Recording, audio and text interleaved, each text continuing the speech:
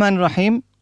حفاظت دین سے متعلق آج ہماری 12ویں نشست ہے، جس میں ہم حفاظت دین کے 4 بنیادی اسباب میں سے چوتھے سبب یعنی فقہا، محدثین اور علماء امت کی خدمات کے ذیلی موضوعات کے حوالے سے جاننے کی کوشش کریں گے۔ آج کا ہمارا موضوع ہے سند دین۔ آئیے سب سے پہلے سند کو جاننے کی کوشش کرتے ہیں کہ سند ہوتی کیا ہے، کس شے کو سند کہا جاتا ہے۔ اگر اس کے آپ معنی پہ چلے جائیں تو قابل اعتماد، بھروسہ کرنے کی چیز، ثبوت، دلیل، سرٹیفکیٹ، حجت، یہ اس کا معنی ہے۔ اور یہ جس کے پاس ہو اسے سند یافتہ کہا جاتا ہے، خواہ وہ پروڈکٹ ہو یا انسان ہو۔ مطلب یہ ہوا کہ سند اسے کہتے ہیں جس کے ذریعے ہم کسی بھی شے کی سورس یعنی ماخذ تک پہنچ سکیں۔ اس عمل کو انگریزی میں ٹریسیبلٹی سسٹم کہا جاتا ہے۔ حفاظت دین میں سند ریڑھ کی ہڈی کی حیثیت رکھتی ہے۔ یہ سند ہی ہے جو اسلام کو دیگر ادیان کے مقابلے میں ممتاز کرتی ہے، جس کا نتیجہ ہے کہ آج تورات ہو یا انجیل دونوں تحریف شدہ ہیں اور دونوں اقوام بھی اس بات کا اقرار کرتی ہیں۔ سند دین کی اہمیت کے حوالے سے محدثین فقہا کے چند اقوال پیش خدمت ہیں۔ حضرت عبداللہ ابن مبارک رحمہ اللہ فرماتے ہیں کہ اسناد دین کا اہم ترین حصہ ہے۔ اگر اسناد نہ ہو تو ہر شخص جو چاہے، جو اس کے جی میں چاہے کہنے لگے۔ اسی طرح ایک اور قول میں آپ فرماتے ہیں کہ حدیث میں سند کی حیثیت آدمی کے نسب کی سی ہے۔ جس طرح نسب کے ذریعے سے انسان کی اصل نسب اور اس نسب کی اچھائیاں کمزوریاں پرکھی جا سکتی ہیں، بالکل اسی طریقے سے حدیث کی یہ جو سند ہے، اس کے ذریعے صحت حدیث اور عدم صحت حدیث کا حال جو ہے وہ سند کے ذریعے معلوم کیا جا سکتا ہے۔ مشہور تابعی امام ہشام بن عروہ رحمہ اللہ فرماتے ہیں کہ اذا حدثک رجل بحدیث فقل عمن ھذا، جب کوئی شخص حدیث بیان کرے تو آپ اس سے پوچھیں کہ یہ کس کی بیان کردہ ہے۔ یعنی سند کے ذریعے اللہ رب العزت نے اس دین کی تحریف لفظی یعنی لفظوں میں چھیڑ چھاڑ اور تحریف معنوی دونوں کو محفوظ فرما لیا۔ سند دین ہی کی برکت ہے کہ جو آج ہمارے پاس قرآن کریم موجود ہے، یہ وہی ہے جو آپ صلی اللہ علیہ وسلم پر نازل ہوا تھا۔ سند ہی کی برکت ہے کہ احادیث سے رسول صلی اللہ علیہ وسلم جو آج ہمارے پاس موجود ہیں، ہم دعوے سے کہہ سکتے ہیں کہ یہ کلام رسول اللہ صلی اللہ علیہ وسلم سے ہم تک پہنچا ہے۔ اور اسی طرح جو دیگر اسلامی علوم ہیں جو قرآن و سنت سے حاصل ہوئے، وہ تفسیر ہو، فقہ ہو یا دیگر جو علوم ہیں، وہ بھی انہی کڑیوں کے ذریعے، انہی نسبتوں کے ذریعے، اسی سسٹم کے تحت ہی ہم تک پہنچے ہیں۔ اسی وجہ سے آپ نے دیکھا ہوگا کہ کوئی بھی مفسر، عالم، مفتی جب بھی کسی آیت کا ترجمہ یا تشریح یا حدیث کا ترجمہ تشریح بیان کرتا ہے تو ہمیشہ نیچے ایک ریفرنس لکھتا ہے، اور یہ زیادہ پریکٹس آپ کو تفاسیر میں نظر آئے گی جو علماء کی لکھی ہوئی ہیں۔ اگر آپ اس ریفرنس پہ جائیں تو آپ کو پتہ چلے گا کہ انہوں نے جس جگہ سے لیا اس کا ایک ریفرنس مل جاتا ہے۔ آپ پھر اس ریفرنس کے پیچھے جائیں گے تو یہ کرتے کرتے رسول اللہ صلی اللہ علیہ وسلم تک یہ کڑی کہیں نہ کہیں سے جا کے مل جاتی ہے، یا صحابہ سے مل رہی ہوتی ہے، اور صحابہ سے ملنا رسول اللہ سے ہی ملنا ہے۔ یہ سند یہ ہے جو عالم اور جاہل میں فرق واضح کرتی ہے، اہل اور نااہل کا فرق کرنے کا سبب بنتی ہے۔ سند دین کی ہم ایک زندہ مثال لے کر اس کو سمجھنے کی کوشش کرتے ہیں۔ آپ صلی اللہ علیہ وسلم نے فرمایا، 2 کلمے ایسے ہیں جو زبان پر ہلکے ہیں، ترازو میں بہت بھاری ہیں، اور اللہ رب العزت کو بہت پسند ہیں، اور وہ 2 کلمے کیا ہیں؟ سبحان اللہ و بحمدی، سبحان اللہ العظیم۔ میں نے آپ کو یہ حدیث سنائی اور دعویٰ کیا کہ یہ رسول اللہ صلی اللہ علیہ وسلم کا قول ہے، تو اہل علم مجھ سے سوال کر سکتے ہیں کہ جو دعویٰ میں نے کیا اسے سند سے ثابت کروں کہ یہ بات آپ صلی اللہ علیہ وسلم نے ہی فرمائی ہے، کیونکہ میرا صرف عالم مفتی ہونا کافی نہیں کہ جو بات میرے منہ سے نکل گئی وہی دین ہو جائے، بلکہ میں پابند ہوں کہ دین سے متعلق کوئی بھی بات کروں تو اس کی سند میرے پاس ہو کہ یہ دین سے منسوب بات مجھ تک کیسے پہنچی اور آئی کہاں سے۔ لہٰذا میں اس حدیث کی جو میرا کلیم ہے سند یوں بیان کروں گا کہ یہ حدیث میں نے اپنے والد ڈاکٹر عبدالرزاق اسکندر صاحب سے پڑھی۔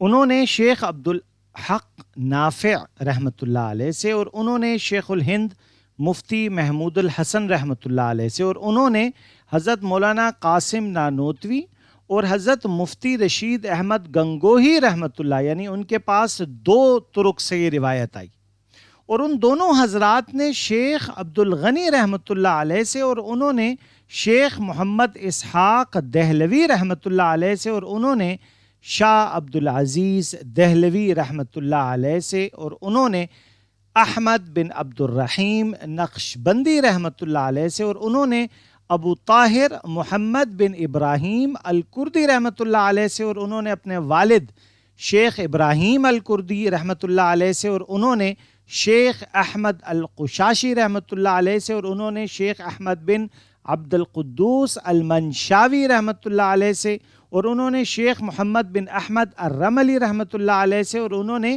زکریا بن محمد ابی یحییٰ الانصاری رحمۃ اللہ علیہ سے، اور انہوں نے شیخ احمد بن علی العسقلانی رحمۃ اللہ علیہ سے، اور انہوں نے شیخ ابراہیم بن احمد التنوخی رحمۃ اللہ علیہ سے، اور انہوں نے شیخ احمد بن ابی طالب رحمۃ اللہ علیہ سے، اور انہوں نے شیخ سراج الحسین ابن مبارک رحمۃ اللہ علیہ سے، اور انہوں نے عبد الاول بن عیسیٰ الہروی رحمۃ اللہ علیہ سے، اور انہوں نے عبد الرحمن بن مظفر الداودی رحمۃ اللہ علیہ سے، اور انہوں نے عبداللہ بن احمد السرخسی رحمۃ اللہ علیہ سے، اور انہوں نے ابی عبداللہ محمد بن یوسف الفربری رحمۃ اللہ علیہ سے، اور انہوں نے ابی عبداللہ محمد بن اسماعیل البخاری الجعفی رحمۃ اللہ علیہ سے یہ حدیث سنی۔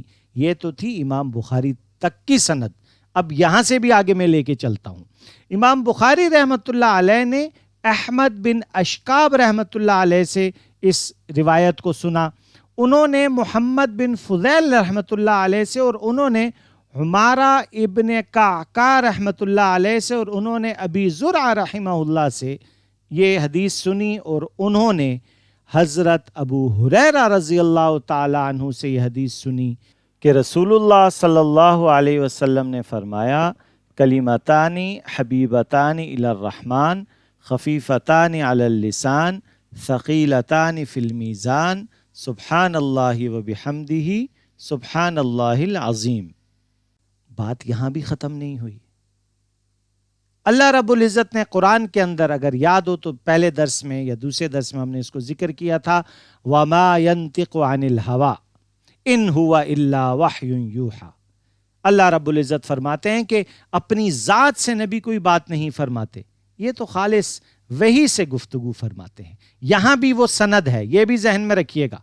ایسا نہیں ہے کہ حضور کے دل میں جو خیال آیا فرما دیا، نہیں، نبی وہی بات کرتا ہے جس کا اسے حکم ہوتا ہے۔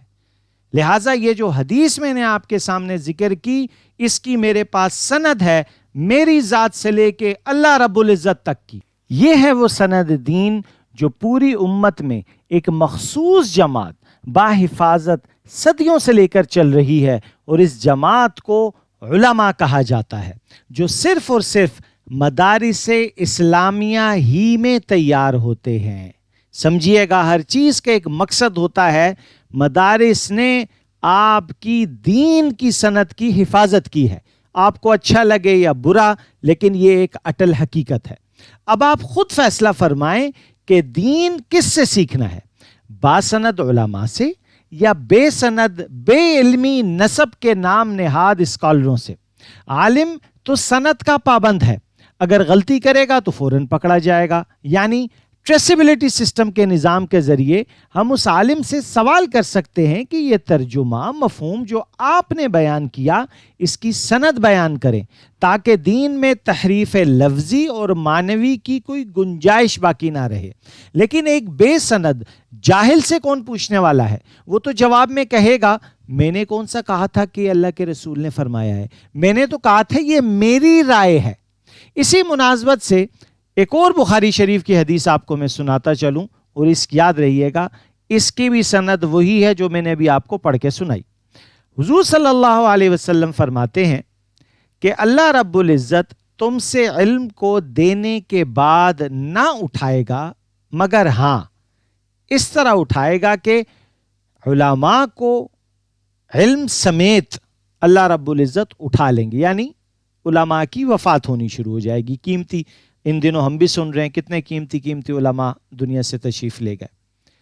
नतीजा क्या होगा कि नीचे उलमा का कहत हो जाएगा, तब जाहिल लोगों से फतवा लिया जाएगा।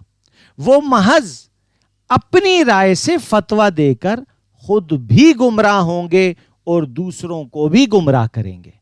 ये वो क़यामत की निशानी है जो रसूलुल्लाह सल्लल्लाहु अलैहि वसल्लम आज से 1443 साल पहले हमें बताकर तशरीफ़ ले गए, और मैं खुद अपनी आंखों से जिसका मुशाहिदा कर रहा हूं। लिहाजा हमेशा दीन की कोई भी बात किसी से भी सीखने से पहले खुदारा तहकीक ज़रूर कर लें। जिस तरह कपड़े ब्रांडेड की हम एक तहकीक करते हैं, अच्छे डॉक्टर की एक तहकीक करते हैं, अच्छे इंजीनियर की एक तहकीक करते हैं, हालांकि वो तो दुनियावी मामलात हैं। तो मेरे भाइयों बहनों, जब ये आखिरत के मामलात हैं, वहाँ क्या तहकीक हक नहीं बनता हमारा? हम इतना तो जो एक बेसिक फंडामेंटल स्टैंडर्ड्स हैं एटलीस्ट वो ही पता कर लें कि अगले से इतना पूछ लें, भाई कोई सनद भी है दीन की, कहाँ से पढ़ के आए हो, किसने पढ़ाया है, क्या पढ़ा है तुमने? क्योंकि एक चीज़ ये भी हो रही है, आपने देखा होगा देहातों में जो शहरी कंपाउंडर हैं वो देहातों में डॉक्टर बने हुए होते हैं। तो ऐसा भी है हमारे माशरे में कि वो लोग जिन्होंने किसी आलिम की सोबत में 5-6 साल गुजार लिए और वहाँ भी उनका कोई मखसूस शोबे का काम था, आलिम की वफात हो गई और ये साहब जो है वो गद्दा नशीन हो गए बैठ गए। अब आजकल ये बताते हैं दीन दुनिया लोगों को, तो अब आप खुद समझ ले कि कंपाउंडर की अप्रोच कितनी होती है। बस जितनी उसकी अप्रोच होती है दीन भी इसके पास इतना ही होता है। लिहाजा अपनी आखिरत की हिफाजत कीजिए।